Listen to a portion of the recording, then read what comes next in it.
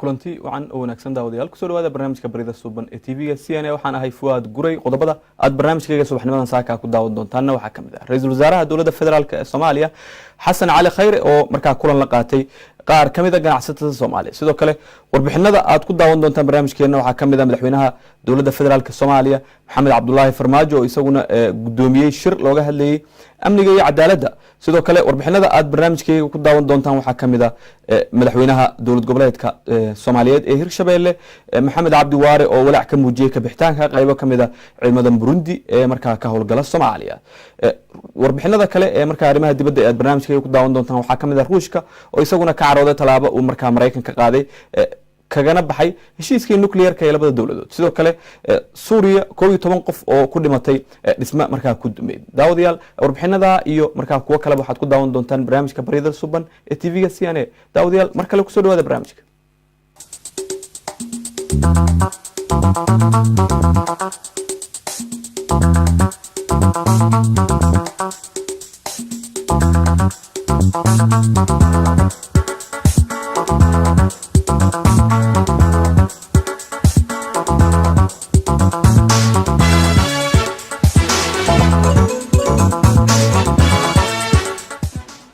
وهجاء داوديال سنقد ونكسن أنكم بلاب الرئيس الوزراء حكومة الفدرال كالصومالية حسن علي خيري أيها لجوسو الرمية إن وكلن مركا لقاء قار كمدة جناحات الصومالية مركا كردقن مقدشو رئيس الوزراء حكومة الفدرال كالصومالية حسن علي خيري أيها حاليا مركا كلن حق رئيسي لقاء جناحات الصومالية كلن كرئيس الوزراء لا شيء جناحات أو جوب جوكها وزير كجناحسيga ayaa looga hadlay muhiimadda uu diyaar garowga sidii ay ganacsatadu ula janqaadi lahaayeen maalgashiga shirkadaha caalamiga ah ee dalka ka soo wajahan kadib xaqiijin himilooyinka tubta horumarinta dhaqaalaha ganacsateenu waxa ay markaa ku soo shaqeeyeen xilli adag sida daraadeed waxa mas'uuliyadi naga saaran tahay ilaalinta ganacsigooda xukuumaddu waxa ay diyaarinaysaa dhammaan sharciyada damaanad qaadaya hortabinta shirkadaha adaniga ah ayuu yiri Ra'iisul Wasaare Xasan Cali Khayre dowladda Soomaaliya ayaa muhiimad gaar ah markaa siinaysa horumarinta ganacsiga iyo kobcinta dhaqaalaha si taa looga baxo markaa si taa looga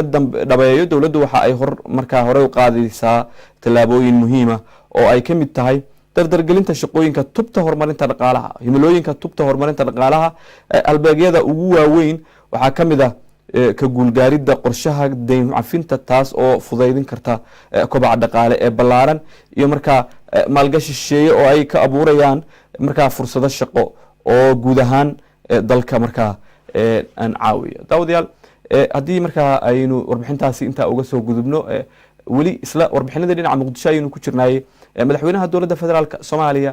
Maxamed Cabdullaahi Farmaajo ayaa isaguna lagu soo warramay in uu markaa gudoomiyay shir looga hadlayay amniga iyo cadaaladda dalka madaxweynaha jamhuuriyadda federaalka Soomaaliya Maxamed Cabdullaahi Farmaajo ayaa shalay gudoomiyay shirka markaa toddobaadlaha ah ee tubta amniga iyo cadaaladda oo looga hadlayay dardargelinta howlaha iyo halbeegyada hay'adaha iyo wasaaradaha ku midaysan tubta ee la xiriira sugidda amniga iyo horumarinta cadaaladda dalka Ra'iisul Wasaaraha Xukuumadda Federaalka Soomaaliya Xasan Cali Khayre wasiiro taliyayaasha ciidanka qalabka sida hay'adaha amniga gobolka ayaa markaa ka qayb galay kulanka madaxweyne Farmaajo ayaa u sheegay dhammaan hay'adaha iyo wasaaradaha halbeegyada ku leh tubta in markaa lagula xisaabtamayo fulinta halbeegyadii ay kula heshiiyeen Ra'iisul Wasaare Khayre iyo in markaa ay dhameystiraan sanadka 2019 tubta amniga iyo cadaaladda oo kamid ah afarta tubood ee qaranka ee lagu saleeyay barnaamijka xukuumadda ayaa halbeegyadeeda ugu waaweyn waxa kamid ah dhameystirka qorshaha kala guurka ee ciidanka qaranka ay markaa kula wareegayaan amniga dalka iyo hagaajinta hanaanka cadaaladda ee markaa guud ahaanba dalka haddii markaa aynu intaa uga soo gudubno shirkan markaa uu shir gudoominayay madaxweynaha ee markaa tubta markaa uu la qaatay aynu aadno dhanka iyo markaa magaalada Jowhar ee xarunta waa maamulka Hirshabeelle madaxweynaha maamulka Hirshabeelle Maxamed Cabdi Waare ayaa waxa uu dhankiisa walaac ka muujiyay ka bixitaanka qaybo kamid ah ciidamada Burundi ee ka howlgala Soomaaliya madaxweynaha maamul goboleedka Hirshabelle Maxamed Cabdi Waare ayaa ka walaac markaa ka muujiyay ka bixitaanka qaybo kamid ah ciidamada Burundi ee Soomaaliya madaxweyne Waare oo la kulmay madaxda ka howlgala AMISOM ee markaa Soomaaliya Francis Madura oo iyo saraakiil kale oo ka tirsan AMISOM ayaa u sheegay in ay tahay arin aan la gaarin markaa xilligeeda ayna tahay mid aad u xanuun badan in ciidamada Burundi laga saaro dalka Soomaaliya waxa uu sheegay in talaabada dalka looga saaray ciidamada Burundi abuuri karto khalqal nabadgelyo gaar ahaan deegaanada Hirshabelle waan idinkaga mahadcelinaynaa mudanayaal martigelinteena halkan maanta si aan uga doodno qorshaha kala guurka waxa ay ila tahay qorshahan kala guurka ugu dambeyntii waa dhab laakiin waxa jira go'aan xanuun badan wali waxaan dhiman howlo badan oo ay tahay in la qabto waxaan se idin ballan qaadayaa in Hirshabelle ay sameyn doonto wax kasta oo ay awoodo oo ay tahay in la sameeyo taa oo la xiriirta in kaliya qorshaha kala guurka la hirgeliyo sidoo kale aan la luminin guulihii hore ee aan gaarin ayuu yiri madaxweyne Waare midowga Afrika ayaa qorsheynaya in 18 bishan dalka laga saaro 1,000 askari oo ka tirsan ciidamada Burundi taas oo qayb ka ah markaa qorshaha lagu dhimayo ciidamada AMISOM ee guud ahaanba dalka Soomaaliya hadii markaa aynu inta uga soo gudubno warbixintan ku saabsanayd madaxweynaha Hirshabelle oo markaa isagu aad uga walaacsanaa qorshaha ciidamada Burundi looga saarayo dalka Soomaaliya aynu aadno dhanka iyo dalka markaa magaalada Jigjiga ee xarunta waa maamulka dowladda deegaanka Soomaalida gudoomiyaha xisbiga talada dalkaasi ama maamulkaasi haya ee markaa dowladda deegaanka Soomaalida Axmed Shide ayaa lagu soo warramaya in uu gaaray magaalada Jigjiga waranka ka imaanaya magaalada Jigjiga ayaa sheegay in gudoomiyaha xisbiga talada deegaanka haya Axmed Shide uu shalay soo gaaray magaalada Jigjiga isagoo lagu soo dhaweeyay garoonka diyaaradaha ee Garad Wilwal Airport Axmed Shide ayaa waxa garoonka ku soo dhaweeyay madaxda u sareysa deegaanka oo horkacay madaxweynaha dowladda deegaanka Soomaalida Mustafa Maxamed Umar iyo mas'uuliyiin kale oo markaa dowladda deegaanka kamid ah iyo waliba odayaal dhaqameed deegaanka hadaba Axmed Shide gudoomiyaha xisbiga dowladda deegaanka Soomaalida ayaa la filayaa in uu isla markaa gelinka dambe ee maanta kulamo la qaato madaxda dowladda deegaanka Soomaalida iyo odayaasha dhaqanka deegaanka ayaa muddooyinkii ugu dambeeyay waxa hadeeyay khilaaf u dhaxeeyay Mustafa Cagjar iyo Axmed Shide waxaana imaanshiyaha maanta ama imaanshiyaha uu shalay uu gaaray soo afjaraya khilaafkii muddooyinkii dambe u dhaxeeyay madaxweynaha dowladda deegaanka Soomaalida Mustafa Cagjar iyo gudoomiyaha xisbiga talada deegaanka haya ee Axmed Shide oo markaa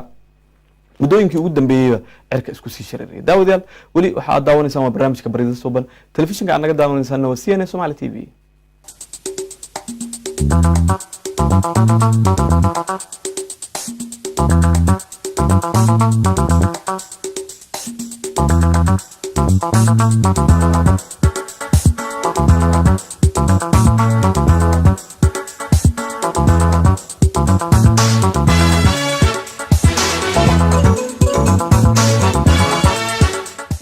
xaskaygu waxay rabtaa gacmahayga inaan ku dilo macquul ma tahay midaas farxadayda ku jirto ma waxaanad hortaagan tahay weliba adigoo og inuu salan yahay waxbana kuu qaban karin soo bax caraf u soo sheeg aabbaha yimid soo bax aniga meeshaada ii soo dhaafno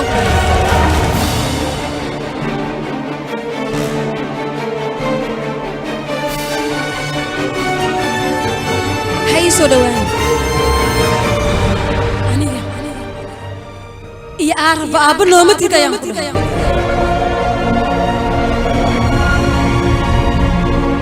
hooyadii adiga ayaa dishay kuma raacana iska bax gabadheeda maxaa ku hadlaysaa adiga wax dhagaha ku dhacay ayaan ku hadlay dunida waxaa ugu daran qof naftaada aduubaysa misna kaa fogaanay waa idin baryahay soo duceey naagteeda inay igu fogaata ma rabo waa idin baryahay soo duceey isoo xakaariye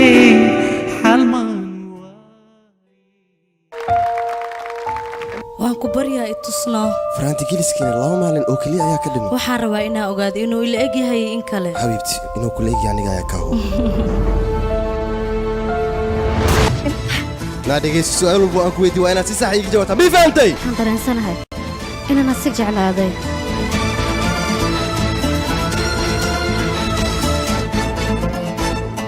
muxuu yahay isbeddelkan ka arkayo mise gabadha ayaan jeclaa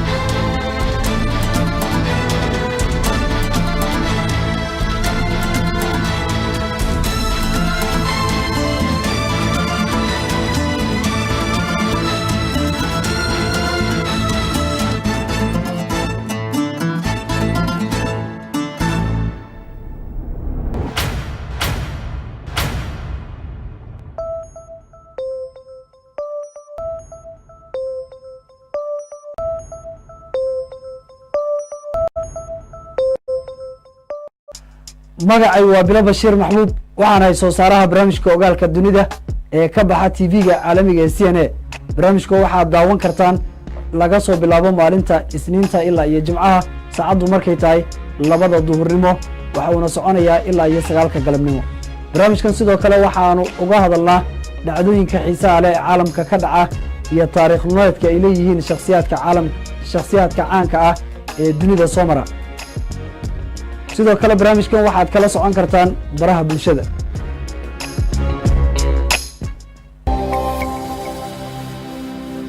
daawadayaal caafimaadku waa lafdhabarta noolo walba haddaada caafimaad qabin kuba ay suurtagelayso inaad gaartay halkaad hiigsanayso haddaba barnaamijka caafimaadka kala soco tv-ga c n a maalin walboo sabdi ah saacaddu markay tahay 4:00 galabnimo ilaa iyo 5:00 galabnimo barnaamijka waxaan la socodsiin doonaa anigoo cana cabdiraxmaan yuusufa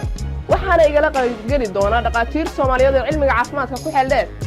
barnaamijka waxaa uga qayb qaadan kartiin bartaan ku leenahay facebooka twitterka iyo instagramka ama waxaad ka soo wici kartaan teleefanada shaashadda idinkaga muuqda ballanteennu waa sabdi walba 4:00 galabnimo ilaa iyo 5:00 iyo barnaamijka caafimaadka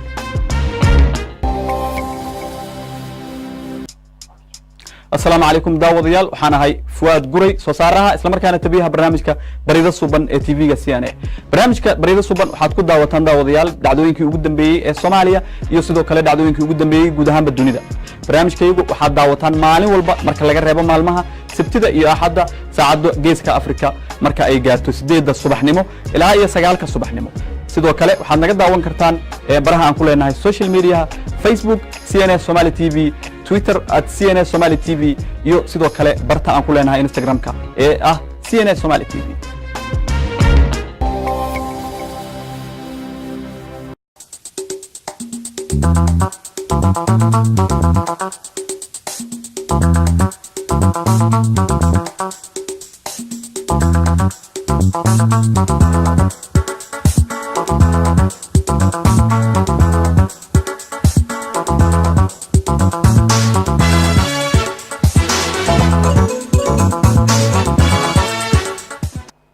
داوديال isku soo noqod wanaagsan hadii marka aynu u kicitino dhanka iyo Somaliland waxa la soo sheegayaa in 1 milyan iyo 500 oo qof in ku dhow ay qarka u saaran yihiin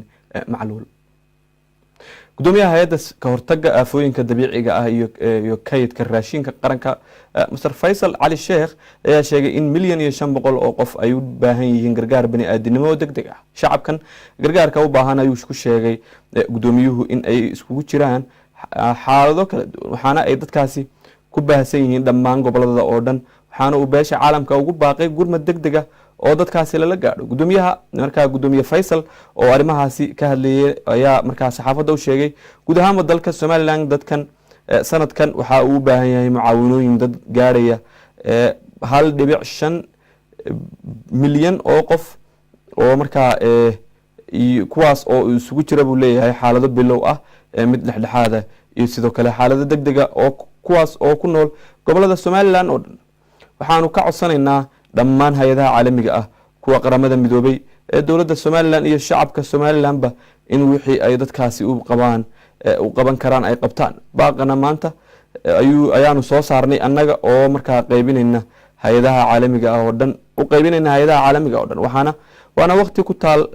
talagala in u diyaar garow iyada oo meelaha qaar ay ka jiraan biyo la'aan iyo caws la'aan waxaana jira dhulal badan oo la isku guurguurayo kuwa oo xagga bariga iyo badan waxa kale oo jira dhulal badan oo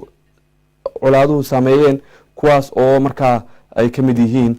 koonfurta sool deegaanka tuqarraq ceelaf weyn iyo sidoo kale dhulka xeebaha ee khasaaraha markaa soo gaadhay duufaantii ku dhufatay bishii May ee sanadkii hore ayuu yiri Mr Faisal Ali Sheekh oo markaa isagu saxaafadda la hadlay sidoo kale gudoomiye Faisal waxa uu sheegay in uu hoos u dhac ku yimid dalagii ka soo baxayay beeraha oo abaarta dhacday sababtay in heerkii laga sugayay inay beeraha ka soo go'aan ay ka yaraadeen oo markaa uu hoos u dhac badan ku yimid dalagii beeraha ee la filan karayay sanadkan daawadayaal haddii markaa aynu intaa uga soo gudubno warbixintan dhinaca Somaliland aynu aadno dhanka iyo dalka Pakistan iyo markaa dalka Shiinaha ayaa lagu soo waramayaa in ay wada saxideen heshiis aad u cajiiba oo markaa dadka aad uga yaabiyay Pakistan ayaa laga helay tirada saddexaad ee dameeraha ugu badan caalamka iyada oo ay ku nool yihiin in ka badan 5 milyan oo xoolaha markii laga soo tago dalalka Shiinaha iyo Ethiopia waxa dameeraha looga adeegsadaa qaybo badan oo kamid ah Pakistan in lagu xamaasho waxa caadi ah Pakistan in ku aragto gaari dameerada oo garab soconaya gawaarida kale ee caadiga ah gudaha magaalada Lahore ee dalkaasi haatan saraakiisha wadankaasi ayaa doonaya inay lacag cadiina ku helaan kheyraadkoodaasi sida laga soo xigtay saraakiisha Pakistan shirkado laga leeyahay Shiinaha ayaa doonaya in ay maalgashadaan lacago malaayiin ah dhismaha shirkado markaa ka ganacsada dameeraha 3 sano ee ugu horeyso dawladda Pakistan ayaa qorsheynaysa inay dhoofiso 80,000 oo dameero ah dalka Shiinaha ayaa hilibka dameeraha aad looga isticmaalaa iyada oo maqaarkuna kamid yahay cunooyinka nafaqada leh iyo dawooyinka dhaqanka ee dalkaasi Shiinaha halkii dameer ayaa la filayaa in lagu iibiyo sicir gaaraya in ka badan 400 oo lacagta pound-ka ah Pakistan ayaa wajahaysa culays dhanka mushaar bixinta dawladda ah waxaana ay baahi weyn u qabtaa isdhaafsiga lacagaha qalaad si ay sare ugu qaado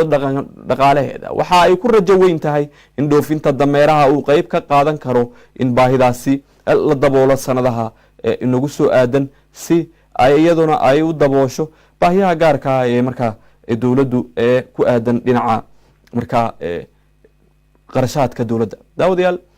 haddii markaa aynu intaa uga soo gudubno warbixinta cajiibka ah ee markaa isdhaafsiga dameeraha iyo markaa ay wadaagayaan ama kharashaadka ah ama ka ganacsiga dameeraha ee heshiiska la gashay Pakistan dalka Shiinaha aynu aadno dhanka iyo Ruushka dawladda Ruushka ayaa waxa ay ka carootay talaabo uu qaaday Mareykanka oo markaa waxaana ay sababtay in ay kaga baxdo heshiiska nuclear-ka ee ay markaa labada dal wada galeen dawladda Ruushka ayaa ku dhawaaqday in ay si rasmi ah u talaabsatay heshiiskii xakameynta gantaalada ridada dhexe ee nuclear-ka kaasoo laga hirgeliyay xilligii dagaalkii qaboobaa ee dunida talaabada Ruushka ayaa daba socota go'aan uu shalay oo markaa shalay Jimcaha ahayd Mareykanka markaa maalnimadii Jimcaha ahayd aan iraade uu Mareykanka qaaday isla markaana uga baxay heshiiska xakameynta hubka wax gumaada xukuumadda Washington ayaa go'aankeeda u sababaysay in ay Moscow ugu jeedisay inay xushmeyn weysay heshiiskaasi madaxweynaha dalka Ruushka Vladimir Putin ayaa maalnimadii Sabtida ahayd sheegay in wadankiisa uu dib u bilaabayo saameynta gantaalada cusub ee xambaaran nuclear-ka Mareykanka oo aan heshiiskan iskula jirnay waxa ay ku dhawaaqeen inay ka baxayaan dhankooda annaguna sidoo kale ayaan uga baxayna ayuu yiri Putin dhammaan waxyaabahayadii aan horay u soo jeedinay dhankeena si xal loo helo wali miiska ay saaran yihiin albaabada wadaxaajoodkana waa ay furan yihiin ayuu sii raaciyay heshiiska xakameynta hubka halista ah oo markaa ay Mareykanka iyo midowga Soviet ee markaa ay ku kala saxideen sanadkii 1987 ayaa labada wadan ka mamnuucay inay isticmaalaan gantaalada ridada gaaban iyo kuwa ridada dhexe ee xambaara qumbuladaha nuclear-ka arurnimadii hore ee markaa Sabtida ayuu xogayaha guud ee isbahaysiga NATO Jens Stoltenberg saxaafadda u sheegay in go'aankooda ku aadan in la wada og yahay guud ahaanba xulafadeena Yurub waxa ay Mareykanka ku raacsan yihiin go'aanka sababtoo ah Ruushka sanado badan ayuu ku xadgudbayay heshiiska mar walba waxa uu gantaalo dheeraad ah ku sii diyaarinayay gudaha qaaradda Yurub ayuu yiri afayeenku hase ahaatee mas'uuliyiinta Ruushka ayaa iska fogeeyay eedeymahaasi ku saabsan ku xadgudubka xakameynta hubka nuclear-ka ee markaa labada dal heshiiskii markaa ay wada saxideen markaa ku aadanaa la xiriirka ama waxyaabaha ku aadan markaa dalalka Ruushka iyo Mareykanka daawadayaal wali waxa aad daawanaysaan waa barnaamijka Barida Suuban ee telefishinka aad naga daawanaysaan waa CNN Somali TV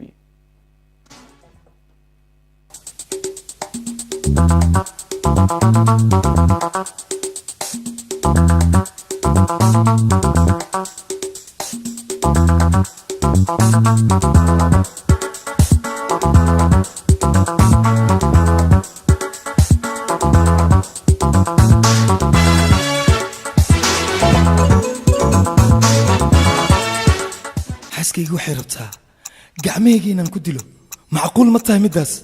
farxadaydaa ku jirta ma waxaanad hortaagan tahay weliba adigoo og inuu salan yahay waxbana kuu qaban karin soo bax caraf u soo sheeg aabbaha yimidde soo bax aniga meeshaada ii soo dhaafno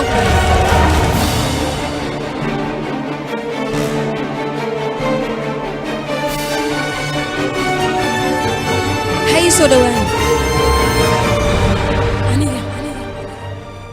iyo aaraba aabba nooma diidayaan ku dhahay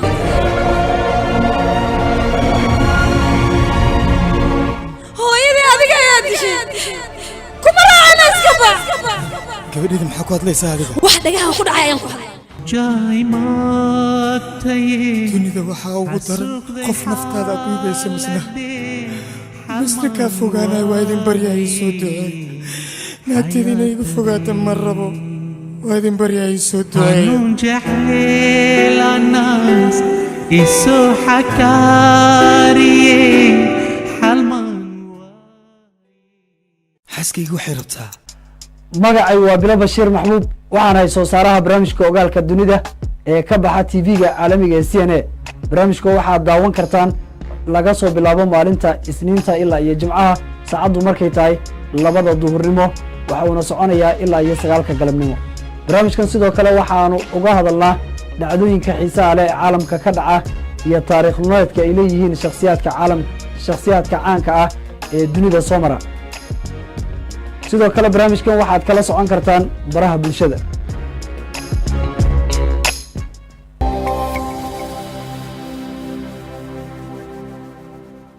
daawadayaal caafimaadku waa laf dhabarta noolo walba haddaada caafimaad qabin kuba ay suurtagelayso inaad gaartay halkaad hiigsanayso haddaba barnaamijka caafimaadka kala soco tv-ga c n a maalin walboo sabdi ah saacaddu markay tahay 4:00 galabnimo ilaa iyo 5:00 galabnimo barnaamijka waxaan la socodsiin doonaa anigoo cana cabdiraxmaan yuusufa waxaana igala qaybgeli doonaa dhaqaatiir soomaaliyeed oo cilmiga caafimaadka ku xeeldheer barnaamijka waxaa uga qayb qaadan kartiin bartaan ku leenahay facebooka twitterka iyo instagramka ama waxaad ka soo wici kartaan teleefanada shaashadda idinkaga muuqda ballanteennu waa sabdi walba 4:00 galabnimo ilaa iyo 5:00 iyo barnaamijka caafimaadka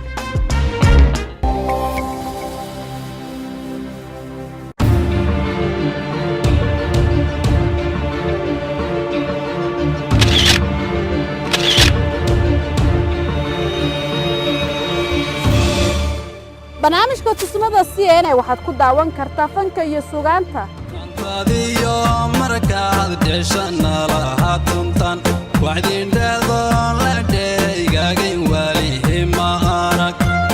weliba xubinta kadiska c n a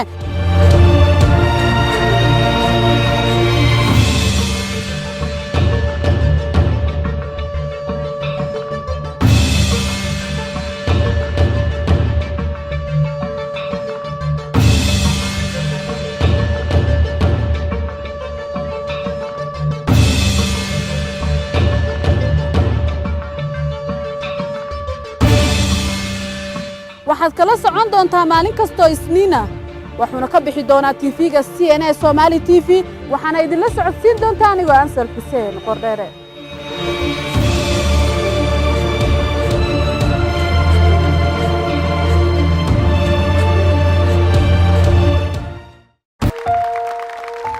waan ku baryaa itusno faraanti geliskiina 2 maalin oo kaliya ayaa ka dhimay waxaan rabaa inaan ogaado inuu ila eg yahay in kale xabiibti inuu kula eg yahay aniga ayaa ka hubo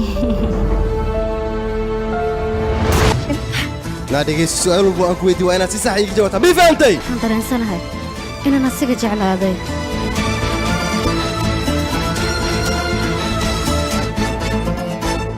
muxuu yahay isbeddelkan ka arkayo mise gabadha ayaan jeclaa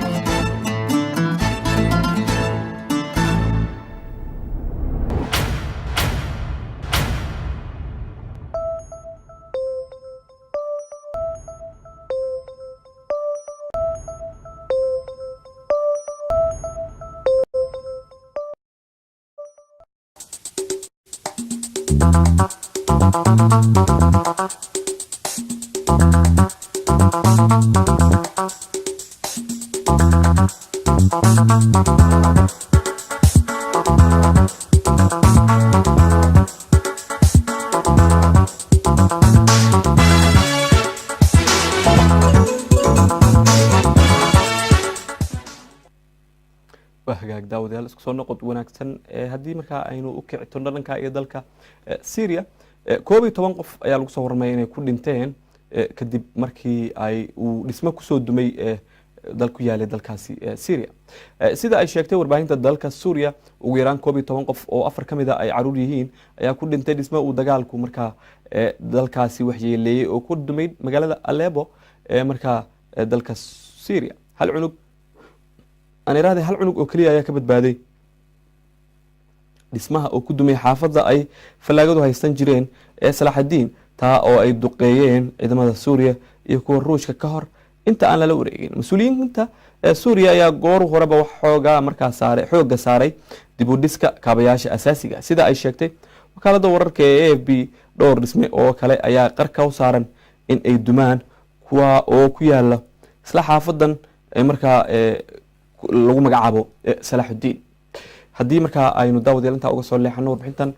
ku saabsanayd dalka Syria aynu aadan dalka Turkiga ayaa lagu soo warramay in looga digay ganacsiga dahabka oo marka uu la sheegay in uu la galiyay dalka Venezuela dowladda Turkiga ayaa wajahaysa cadaadis horle oo ah inay joojiso dahabka ay ka iibisano dalka Venezuela sida ay ogaatay ama ay warbaahinta ogaatay ila wareedo diblomaasiyiin sarsare oo galbeedka ayaa warbaahinta u sheegay in dalka Turkiga uu kamid yahay dalalka walaaca ka qaba in xiriirka ganacsi marka la sameeyaan Venezuela waxa uu intaasi ku daray in uu jiro shaki ballaaran oo in dahabka loo dhoofinayo Turkiga uu si toos ah u aadayo dalka Iran arintaas oo ku xadgudbaysa cunaqabataynta Mareykanka madaxweynaha dalka Turkiga Rajab Tayyip Erdogan ayaa taageero buuxda u fidiyay madaxweynaha Nicolas Maduro ka oo wajahaya xiisad siyaasadeed oo sii kordhaysa ganacsiga dahabka ee Venezuela iyo Turkiga ayaa sare u sii kacaya sanadkii la soo dhaafay oo kaliya dalka ku yaala Latin America ayaa Turkiga u dhoofiyay dahab lagu qiyaasay ilaa iyo 900 milyan oo dollar saraakiisha dowladda Mareykanka ayaa mar sii horeysay ka dhigay in qaar kamid ah dahabka la sii marsiinayo Turkiga si uu gaaro dalka Iran arintaasi oo ka hor imaanaysa cunaqabataynta Mareykanka uu saaray dalkaasi Iran warbaahintu ayaa sidoo kale markaa warbixin loo sheegay waxa ay xukuumadda Ankara looga dhigay caqabadaha uu markaa ka dhalan kara in la jibiyo xanibaadada la soo rogay maalintii Jimcihii toddobaadkii markaa aynu ka soo gudbnay senator lagu magacaabo Marco Rubio oo ka tirsan guddiga xiriirka markaa dibadda ee aqalka sanadka Mareykanka ayaa ugu digay dalka Turkiga in isu taga Imaaraadka Carabta inaysan wax ka markaa kaalina ku yeelan dahabka sida sharci darrada looga soo dhoofiyo dalka Venezuela diyaaradaha sida gaarka loo leeyahay Ruushka iyo Turkiga ayaa maalmihii la soo dhaafay u safriyay caasimadda Venezuela ee Caracas xukuumadda Ankara ayaa ku adkaysanaysa in ganacsigeeda uu yahay mid waafaqsan shuruucda caalamiga ah mid kamid ah diyaaradaha la arkay ee u safriyay Caracas ayaa waxaa leh shirkadda Sinar Group oo ah shirkad weyn oo qodob macdanta oo xiriir dhow la leh madaxweyne Erdogan dhanka kale xildhibaanada mucaaradka ah oo markaa ka soo jeeda dalka Venezuela ninka lagu magacaabo Jose Gura ayaa sheegay in diyaarad ay leedahay shirkadda Norwegian ee fadhigeedu yahay dalka Ruushka ay ka soo degtay gegada diyaaradaha ee Caracas si ay dalkaasi uga dhoofiso 20 tan oo dahab hogaamiyaha mucaaradka Juan Guaido ayaa iskiisa ugu dhawaaqay in uu yahay madaxweynaha ku meel gaarka ah ee dalkaasi waxa uu durba taageero ka helay Mareykanka Canada iyo qaar kamid ah wadamada awoodda leh ee dariska la ah Venezuela sida Brazil Colombia iyo sidoo kale Argentina midowga Yurub wuxuu ku baaqay in dalkaas laga sameeyo doorashooyin hor leh waxaana uu sidoo kale taageero u muujiyay golaha wakiilada qaran ee uu hogaamiyo Mr Guaido hase haatee dalal koox ah oo taageersan madaxweyne Nicolas Maduro waxaa kamid ah dalalka awoodda badan ee Ruushka iyo sidoo kale dalka Shiinaha oo markaa ay iyagu aad u taageersan dalka markaa madaxweyne Maduro iyo markaa inuu yahay madaxweynaha saxda ah ee dalka Venezuela hadii warbixintaasi aynu inta uga soo gudubno daawadayaal aynu aadan dalka iyo dalka Iran waxa ay soo bandhigtay leeyahay gantaal cusub oo ah nooca ridada dheer markaa xambaara nuclearka dowladda iiraan ayaa soo bandhigtay gantaal casri ah oo radadiisu gaarayso 1.3 oo kilomitr gantaalkan casriga ah ayaa dowladda iiraan waxa ay ku soo bandhigtay xuska sanad guuradii 4aad ee markii la aasaasay kacaanka islaamiga ee dalkaasi Tehran waxa ay sheegtay inay sii ballaadhisay barnaamijyada ay ku sameynayso hubka iyo gantaalada ridada dheer kuwaas oo ay ku jawaab markaa oo ah jawaab kaga dhigayso cadaadiska xoogan ee ka haysta dowladaha reer galbeedka taliyaha sare ee ciidamada kacaanka Iiraan ayaa shaaca ka qaaday in Iiraan ay ku qasban tahay inay sii wado ballaarinta hubka casriga ah wakiilka ama wasiirka gaashaandhigga Iiraan Amir Hatami ayaa dhankiisa sheegay in gantaalka la soo bandhigay uu awood u leeyahay isaga oo bad sare markaa ku soconaya in uu muddo gaaban ka gaaro halka loogu beegsaday madaxweynaha Mareykanka Donald Trump ayaa cunaqabatayn xoogan saaray dalka Iiraan kadib markii uu isaga baxay heshiiskii xakamaynta hubka nuclearka ee Iiraan lala galay sanadkii 2015 oo markaa xakameynayay hubka nuclearka Iiraan daawadayaal wali waxa aad daawanaysaan barnaamijka barida suban telefishinka naga daawanaysaan waa CNN Somali TV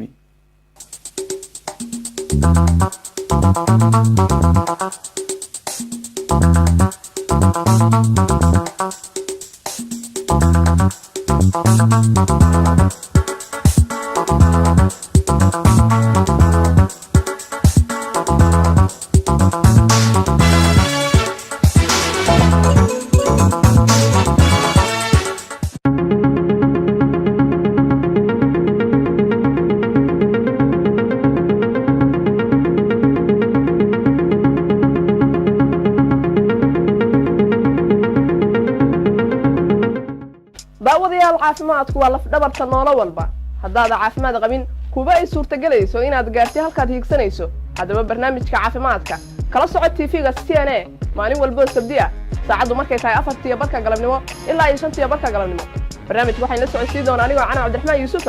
waxaana igala qaybgeli doona dhaqaatiir Soomaaliyeed oo cilmiga caafimaadka ku xeel dheer barnaamijka waxa way qayb qaadan kartiin bartaan ku leenahay Facebook-ga Twitter-ka iyo Instagram-ka ama waxaad ka soo wici kartaan telefoonada shaashada idinkaga muuqda ballanteenu waa sabti walba 4:00 galabnimo ilaa 5:00 iyo barnaamijka caafimaadka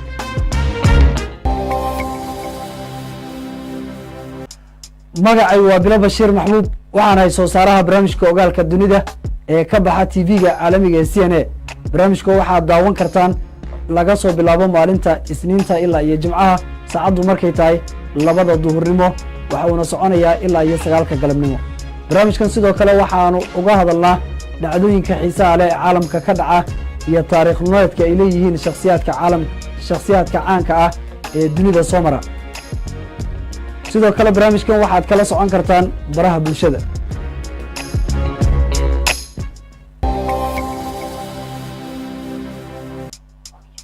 السلام عليكم داوديال وحنا هاي فؤاد قري صارها إسلام كان تبيها برنامجك بريدة صوبان تي في CNN برنامجك بريدة صوبان وحتكون داوتان داوديال دعوين كي يقدم بي الصومالية يصيدوا كلا دعوين كي يقدم بي جودهم بالدنيا برنامجك يجو وحد داوتان مالي والبا مركز لقى ربع مالمها سبتدا يا أحد ساعد جيز كأفريقيا مركز أي جاتو سديد الصبح نمو إلى هاي سجال كالصبح نمو sidoo kale waxaad naga daawan kartaan baraha aan ku leenahay social media Facebook CNN Somali TV Twitter @CNN Somali TV iyo sidoo kale barta aan ku leenahay Instagram-ka ee ah CNN Somali TV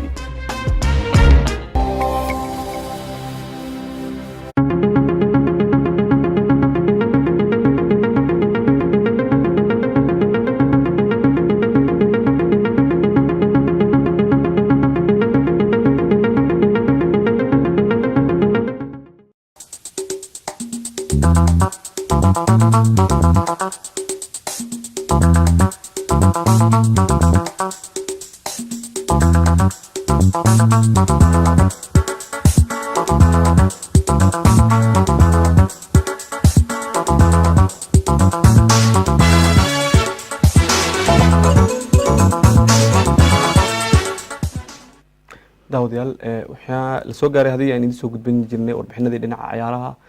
هذه مركا أينو كوحدة مانشستر يونايتد أيها وحا أي حالي مركا شلي قلب جولة يوبهنا ذيك جارتي كوحدة ليستر سيتي كوحدة مانشستر يونايتد أيها جول درجة كجارتي كوحدة ليستر سيتي كلن كدعي كينج باور كانت رسناها كوريال كبريم ليجا يونايتد أيها جارتي جول شيء دي لبي تمناد ومركا حريرة ترتمد أوردن مركي يقول رئيسة إلى إيو 2012 markii uu kooxda hogaaminayay macalin Sir Alex Ferguson. kulanka ayaa ahaa mid xiiso leh oo labada kooxoodba ay soo bandhigeen qaab ciyaareed cajiib ah oo ay ku sameeyeen fursado cajiib ah. Man United ayaa fursadihii ay sameysay gool u badashay iyada oo daqiiqadii 9aad la dhalisay goolka koobaad iyaga oo uu dhaliyay xidigooda Marcus Rashford ka oo ciyaarta ka dhigay gool iyo waxba. United ayaa sii waday dadaalka waxa ayna sameysay fursado ay ku dhalin kareen goolal kale oo ciyaarta waqtiga hore ku dileen. dhanka kale Leicester City ayaa qaadaysay weeraro halis geliyay daafaca iyo goolka Manchester United kuna dhalin karay ama kan dhalin gaartay goolka barbaraha. gool haya dige ayaa sameeyay badbaadino cajiib ah intii ay ciyaarta socotay waliba laga dhalin karay goolal. qaybtii dambe ee ciyaarta ayaan wax gool la kala dhalin inkastoo ay labada kooxoodba sameeyeen fursado la taaban karo. waxaa sidaas ku dhamaatay ciyaartii oo ay Manchester United sidaas ku gaadhay guul markaa ka caawisay in ay Arsenal kala wareegto boolinta shanaad oo markaa ay hadda booska markaa shanaad ay Manchester United soo fariistay Arsenalna ay u degtay dhanka booska lixaad. haddii markaa aynu ku sii socono kulamada kale ee markaa laga ciyaaray xalay ama shalay ilaa ama xalay galab ama xalay aan iraade horyaalka Ingiriiska kooxda Manchester City ayaa waxa ay la ciyaartay kooxda Arsenal kulan isagu ka tirsanaa horyaalka Premier League. kooxda Manchester City ayaa si xaraga leh u garaacday kooxda Arsenal kulan ka dhacay Etihad kana tirsanaa horyaalka Premier League toddobaadkiisii 25. Man City ayaa kulanka ku bilaabatay si dardar leh iyaga oo doonayay in ay waqti horeba Arsenal gool kaga baxnaxsadaan. City ayaa u suurto gashay wixii ay doonayeen waxaana ay konton iyo koob birqsiba ku dhaliyeen goolka koobaad ee ciyaarta iyaga oo u dhaliyay waryahanka Sergio Aguero ka oo hogaanka u dhiibay kooxda Manchester City. Arsenal ayaa si dhib yar isugu dhiibin waxaana ay bilowday raadinta goolka barbaraha iyaga oo qaadayay weeraro ay ku raadinayeen. daqiiqadii 11aad ayay Gunners ku soo laabatay ciyaarta iyaga oo dhaliyay goolka barbaraha iyaga oo uu dhaliyay xidiga Laurent Koscielny ka oo ciyaarta soo celiyay barbaro gool iyo gool ah. Arsenal ayaa u muuqatay mid ka halis badan kooxda Manchester City kuwa oo markaa ciyaarayay baasas ama baas laakiin aan sameynayn fursado halis leh. laakiin Manchester City ayaa mar kale ku meera dhalisay khalad ay Arsenal gashay waxaana uu Sergio Aguero daqiiqadii 44aad u dhaliyay goolka labaad ee ciyaarta. waxaa sidaas ku dhamaatay qaybtii hore ee ciyaarta oo ay kooxda Manchester City gool ku hogaaminayso markaa laakiin Arsenal daqiiqado sameysay iska caabin. qaybtii dambe ee ciyaarta City ayaa si dardar leh ku bilaabatay ciyaarta iyaga oo raadinayay inay sii dheereystaan hogaanka waliba Arsenal ka dilaan rajada dib ugu soo laabashada ciyaarta. daqiiqadii 16aad ayay City dhalisay goolka saddexaad ee ciyaarta iyaga oo u dhaliyay Sergio Aguero ka oo markaa dhaliyay goolkii saddexaad ee ciyaarta iyo goolkiisii saddexaad ee shakhsiga ahaa. Arsenal ayaa isku dayday in ay soo laabato ciyaarta laakiin waxa ay u muuqdeen qaar niyad jabay waxaana xitaa adkaatay inay fursado gool lagu dhalin karo sameeyaan. waxaana sidaas ku dhamaatay ciyaarta oo ay Manchester City laba markaa dhibcood oo kaliya kaga dhigtay dhibcaha ay ka dambeysay hogaamiyayaasha horyaalka ee markaa lagu magacaabo Liverpool. daawadayaal warbixinadan ciyaaraha waxa ay u dambeeyeen barnaamijkeena Barida Suban oo aan idin soo saaray halkan idin kala socodsiinay anigoo Fuad Guray aniga iyo dhammaan kooxda farsamada oo inoo fadhiyeen Jadida iyo Safari waxaan idin kaga tageynaa nabadgelyo.